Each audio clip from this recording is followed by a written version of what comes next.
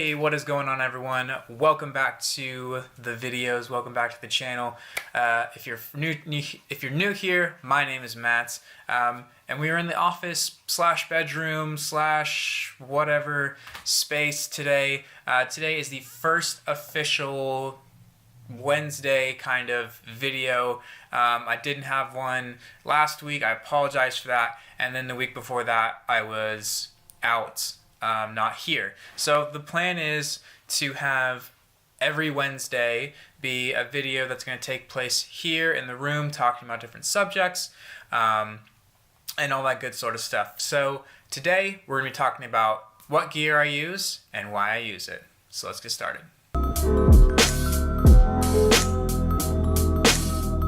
The camera system that I use is the Olympus camera system. I have the EM1 and the EM1 Mark II. This is the EM1 right here.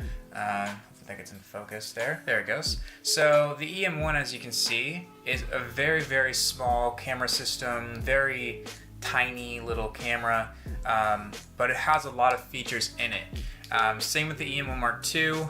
The only main difference is the battery size, and this has a tilt screen here instead of the flip out screen on the EM1 Mark II, which is really helpful for stuff right now because I don't have a monitor, so it's a lot easier to just have a flip out screen.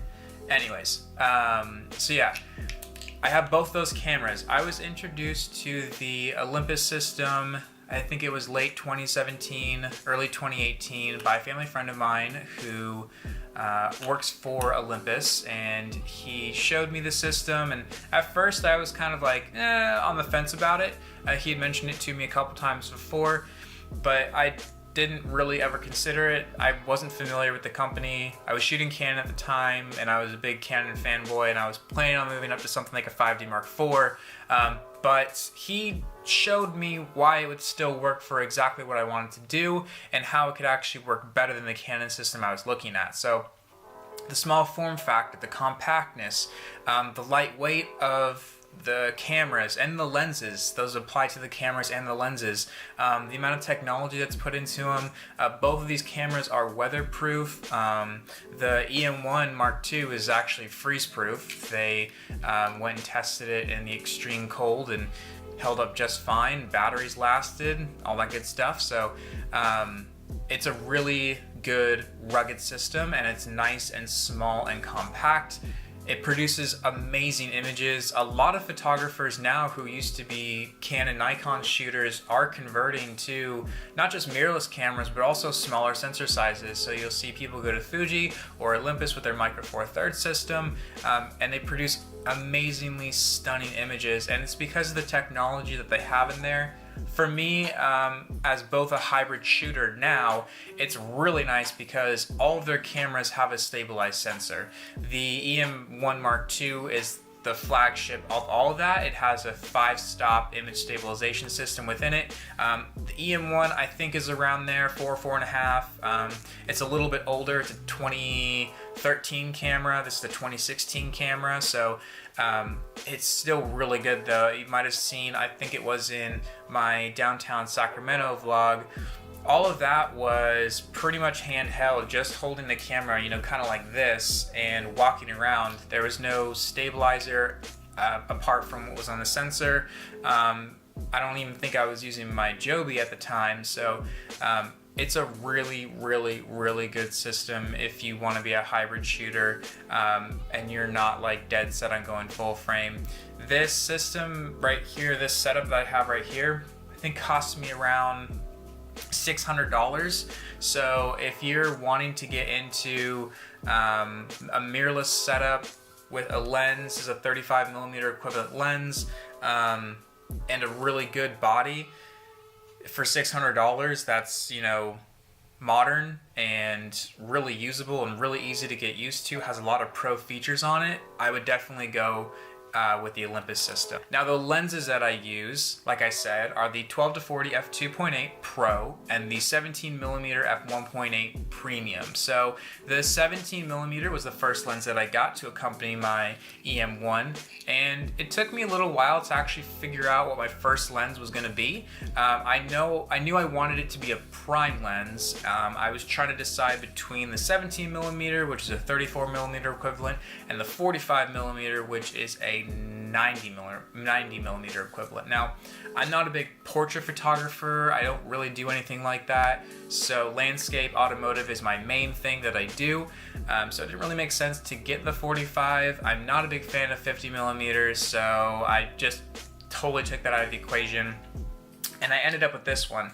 And this is kind of a special lens because it has a lot of the features and the build quality that are now in the current Pro lenses. So it has the Olympus manual clutch system, which is this right here. So you can slide down this collar here and you can see that you get your full stops. And this is for manual focus. This is to quickly switch to manual focus. You get full stops here on your focus ring, and then you just snap it right back up. The 12mm f2 and the 17mm f1.8 are the only non-Pro lenses to have that feature and the build quality of a Pro lens. So they're still not weatherproof, but they're very, very tough lenses. I've taken this out in the rain, it's slapped in mud before, and it's totally fine. This is one of their older lenses, but it's really sharp. The majority of my images from last year, because I only just recently got the 12-40, is on the 17, so most of my prints are from that 17mm, and they are beautiful, beautiful images. I was so shocked with how diverse this lens can be even. You know, getting in close to things, it's like near macro sometimes with how close it can focus and how close you can get with things. It's really impressive, and the f1.8 just really helps blur out that background, get that nice soft look to it, so it just looks really, really nice. Now the 12-40 f2.8 Pro, that was a tough decision for me to make. So I was either going to go with the 12-100 or the 12-40. Now the 12-100 was so that's equivalent to a 24-200. Now I was going to go with that initially because it had its own stabilization within the lens that would pair with the body, which would give me about 6.5 stops of image stabilization, which would be incredible, and I had this huge zoom range, but it was an f4. Now, it's probably not the biggest deal in the world, but I wanted something that could gather a lot of light for me, give me some interesting, shallow depth of field looks, and I kind of thought about it, and I said, I'm really never going to use probably past 45 all that often for my video, because that's the main reason I got the zoom lens was for video, or else I just would have got another prime lens for my photos. So I got the 2.8. It's not stabilized, but I don't really need it to be because it's on a great stabilization system in the body already, and it's an f2.8. So it's a great lens. I love how sharp it is. It's actually, again, it's the first Pro lens they ever came out with. So all the subsequent Pro lenses that have come out since, the 12-100, the 40-150, the 17-25 and 45 prime lenses, the 7-14, the 300 prime, I think that's all of them.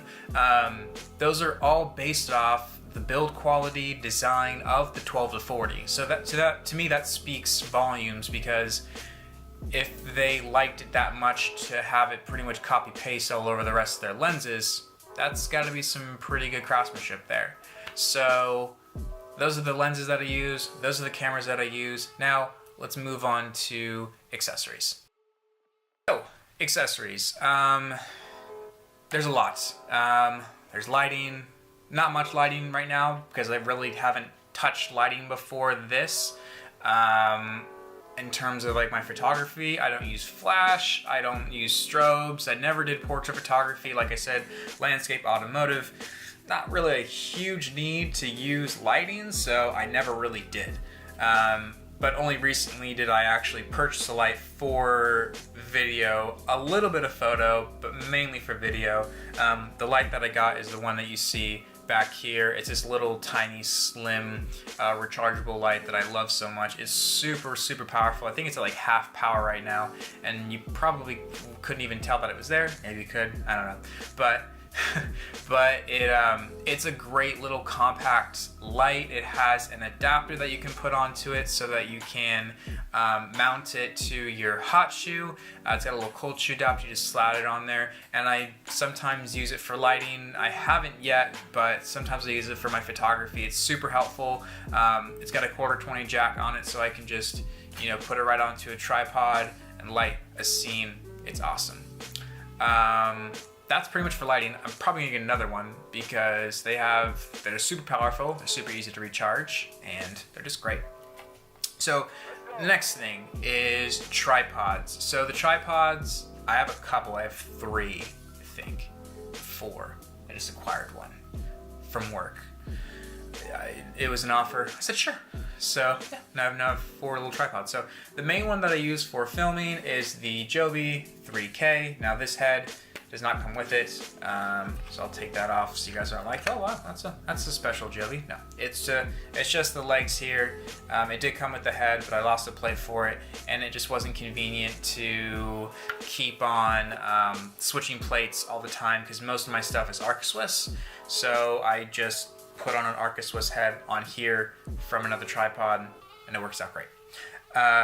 So yeah, that's the ball head that I use. This just screws right on, and so this is what I use mainly for my vlogging stuff, so holding it out here, and also a little bit of B-roll. So you can see right now I have it kind of at this hook shape, so I'll kind of grab onto it here, have this up flat, and then have a camera right here, and then just kind of use it like as a gimbal sort of setup. I was looking over there to make sure that everything looked good. I apologize for that. It's really weird looking. Anyways, so yeah, I usually just use it like this. So that's what I use that for, and then other tripods that I use, I'll have to switch something, I don't know, figure it out. So the other tripod that I use is the ProMaster XC528, just the aluminum version. I didn't go for the carbon fiber. I didn't see a big enough weight difference, and the load capacity was a little bit less, I think. I don't remember exactly, but I just went with the aluminum. It's great, it's super solid. I've taken it everywhere. It's compact, and it's just really easy to use. Another one that I use is the ProMaster, let me look at it real quick. The 7100. This one I also got from work. It was defective, and they just gave it to me. So yeah, it works just great though. I don't know. It's holding my recorder really nicely, so it hasn't fallen over yet. And then the head that I use is their Cinema head. I think it's the SP, is there a code on it?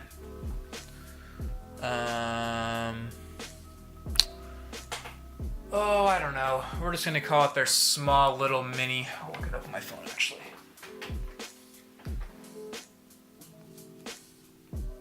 I apologize, this is very unprofessional. ProMaster Cine heads. There it is. What's its code though, or name? Oh, come on.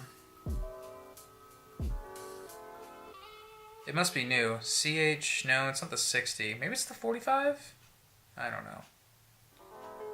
Doesn't like that website. I think it's the CH45. We're gonna go with that. It is the ProMaster CH45, and it's great. It's super small. It's got a good fluid motion to it. I really don't use it all that much. Sometimes, not a whole lot, because the camera's already stabilized, so I don't really need it all that much. But if I just want that little extra smoothness, if I'm, kind of whip panning or anything like that, which I haven't even gotten into yet. But yeah, that's what I use for the tripod head. Another one I just acquired is this little guy here. Oh. This little guy right here. This is just a tiny little ProMaster Flex tripod. You can see that there. Focus, focus, focus, focus, focus. There it is.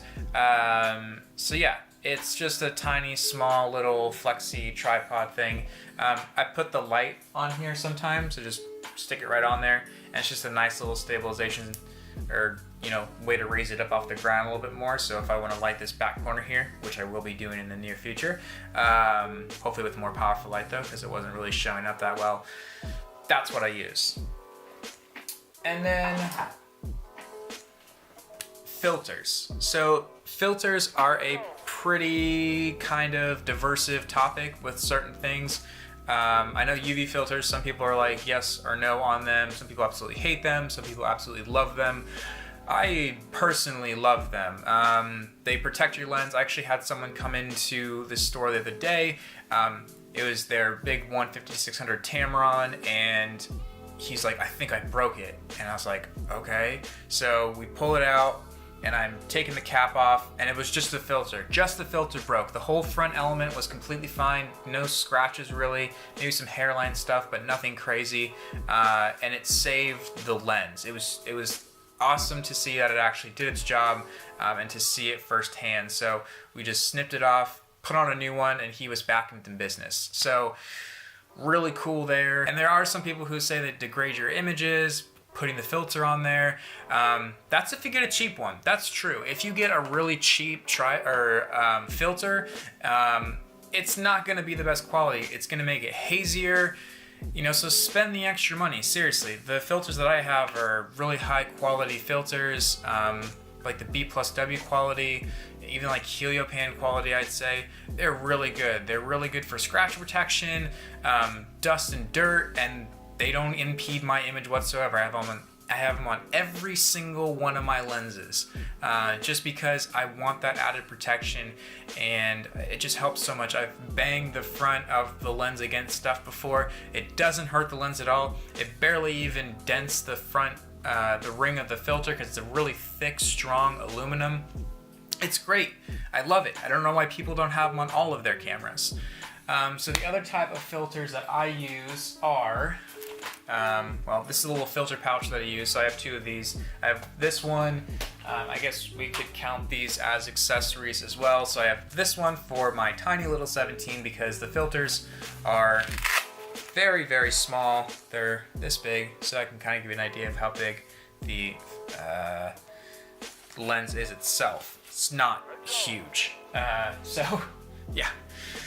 And then this is my filter pouch. I just put the number on top just so I know what size it is. I actually don't even have a 72mm threaded lens anymore. This is a 62, I think 62 or 67.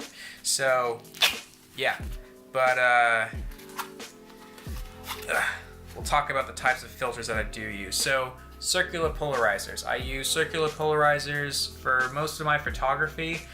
Just helps cut out reflections, highlights. It knocks the highlights down a lot in the skies, or bright spots on cars and things like that. It brings saturation back into the image. It's just a great thing to have. Every single one of my lenses has these.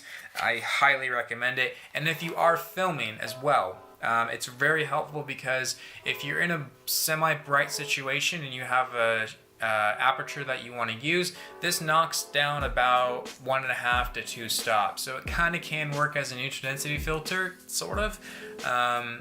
But yeah, it just helps a lot with cutting down that saturation or bringing up saturation and cutting highlights down. So those are really helpful.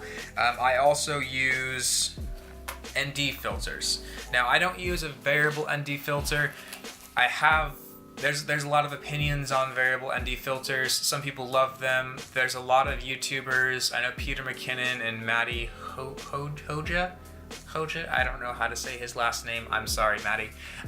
They both use variable neutral density filters, VNDs. I just use straight through neutral density filters. I would never, what stop is this? I wouldn't ever probably use this for filming. This is a, it's 3 times 6. No, this is a 7. Is that right? 7 stop? 8 stop? Yeah, 8 stop. This is an 8 stop filter.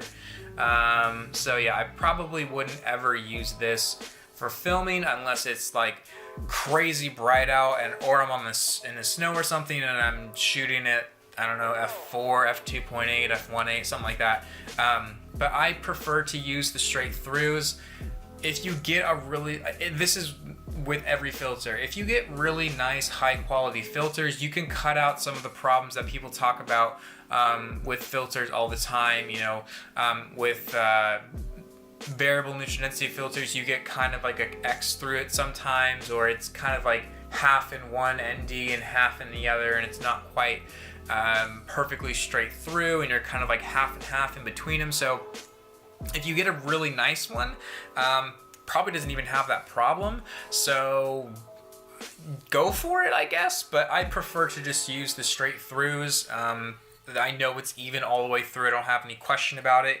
It is a little bit more of a pain when you have to switch them in and out, but if your light isn't changing that often and you're pretty much in the same lighting situation all the way through, it's not that big of a deal. So I have, for this lens currently, I have a 1.5 stop, the 8 stop, and then also a 13 stop, or this is a 10 stop, sorry.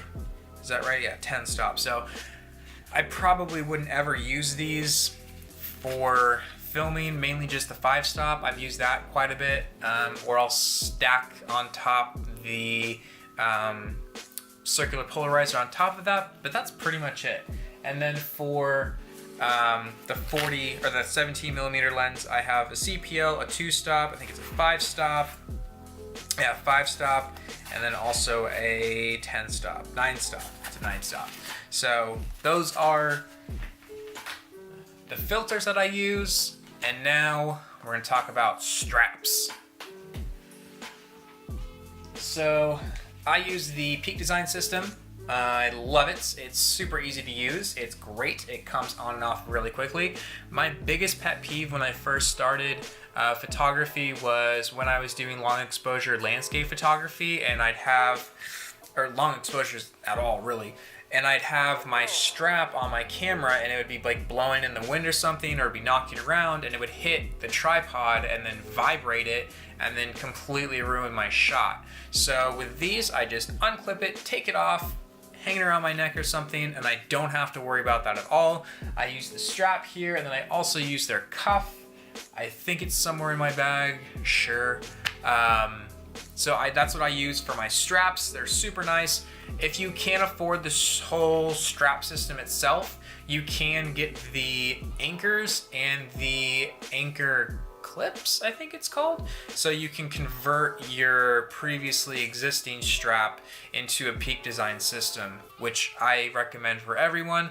If you can find, you know, like a cheapish strap, don't make it too cheap, have some good quality, make it comfortable for you, make it lightweight. And then convert it. I definitely recommend that. It's a great way to go. You can get, when you get the anchor clip system, it comes with already some anchors with it, so you don't have to buy them extra. You can if you want to, but it already comes with some, so it just makes life easier. So those are the straps that I use. And then there's a lot of other things that I use that don't exactly pertain to photography or videography, but kind of help me with it. I don't know exactly what I'm talking about. I'd probably say probably like this. So this is a power bank. I highly recommend everyone getting this. This is from Rav Power. I think it costs about $30 and on Amazon, and it's 10,400 milliamps of power, which is quite a lot. I think it was, when I first got it, it said that it could charge an iPhone 6 twice. So that's pretty impressive, and I would say that's true. I've probably done that. Probably charged it twice off an iPhone 6 because I have one. So I initially bought this because I was playing Pokemon Go and it was just eating up my battery life on my phone a lot, so I just bought one of these, and they're great. You can find them for cheap. There's a bunch of companies that make them. They're practically giving them away at places now, so pick up one of these. It's really nice because I use it with that light, and I can just plug that in, charge with the light. Charging that light pretty much drains this thing the whole way because it takes a lot of power. But yeah, it's a great tool to have. If you're trying to do anything with your phone, like transfer images from the camera to your phone and your phone's about to die, get this, charge it up, you can transfer those images, throw them on Instagram, and it's great. So that's kind of like a non-photography, videography related thing. It's kind of just like a convenience sake. And then my bag that I use. So I switched, so I had a Case Logic bag, a big Case Logic bag for a while, and it worked really well. It fit everything that I needed to, plus more. I could get a bunch of snacks in there, water, whatever I needed. The only problem was it wasn't all that comfortable. Now I've seen a bunch of people buy the bag because it's like $52 or something like that, and it's amazing. It's got a bunch of space on it. It's got the Velcro dividers and everything like that, so you can mold it to however you want it to be. The only downside for me when I was hiking was that it didn't have a belt buckle, so when I was walking downhill or if there's a lot of weight on it, it was moving around, and on the bottom part, which kind of hurts your back because your hips are trying to keep control of it, but it's just swinging everywhere, and it's really annoying. So I spent, I don't know, the better part of nearly a year just trying to figure out what bag would work best for me. Luckily, I work at a camera store, so I can constantly be around them. So I looked at Mindshift, I looked at Think Tank, I looked at Peak Design for like 2 seconds, and then I was like, no, I don't want that. And then I finally ended up going with my Wandered bag. So this is the Wandered Provoke 31 in blue. So I absolutely love this bag. It is super comfortable to wear. It fits everything, and it's just, some people say it's really ugly, but I think it's kind of cool looking. So it's got, I'm not going to do a full review because I'm sure there's a bunch out there, and I'll do a video on this later, but it's got the roll top design here. So this is like minimum capacity. You can roll this all up to pretty much like here and still fit a bunch of stuff, but there's a huge, where right here it goes till, and you can fit a bunch of stuff in there. I usually put like snacks in there, sweater, my straps if I'm not using them, pretty much anything. And it's got a bunch of small little compartments. So it's got like this one on the top here.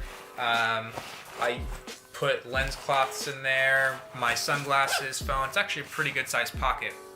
What really drew me to this one was how weather sealed it was and how weatherproof it was, because I do a lot of landscape photography, nature photography. It's really important that if I do get caught in bad weather, that my gear isn't going to be in danger of getting destroyed or ruined. So all sealed, water sealed zippers here, pretty much all over the bag. The bag material itself is very similar to kind of like that wetsuit material. I wouldn't exactly call it latex, but it's kind of, it's not rubbery, but it's, I don't know, it's like a wetsuit. I don't know. So it just, once water hits it, it just rolls right off. It doesn't soak your bag. And actually, same with this roll top here. It has a water wicking material that's what it's made of, and then just rolls right off. It just beads up and rolls right off. So your bag never gets really soaked. I actually got caught in a rainstorm, and it didn't really do anything to my gear on the inside. And then side access pocket here. And then the really cool thing about this bag that also drew me to it was the back access, because the Case Logic bag that I had was front access, which meant that every time I wanted to get stuff, I'd have to put the back of the bag on the ground, which meant that when I put it back on my back, that's a lot of backs, it would get me dirty, and I didn't want that anymore. It was so annoying. I set it down, I'm like, oh, do I have like an ant on my back or something now? But I never did. So this is rear opening here, so this flaps open, and then that means I can put the front of the bag on the ground. Now, this is a really cool unit because it has what they call their camera cube system. It's kind of like the f-stop ICU system, very similar to the Peak Design, their new travel kit cube system thing. A lot of companies are going that way now because I feel like it's a better way to store your gear. Not everyone's doing it. It's kind of like an interesting way. I don't know. But yeah, people are doing it. So I can take the cube out if I want to. I can mold it just like anything else inside with the Velcro, and I can fit a bunch of stuff. I can fit this camera setup, I can fit that camera setup, plus a telephoto lens, plus another lens if I wanted to, probably. Both my filter kits, a light, this light, a little thin light there. My microphone, pretty much everything goes in that little tiny cube.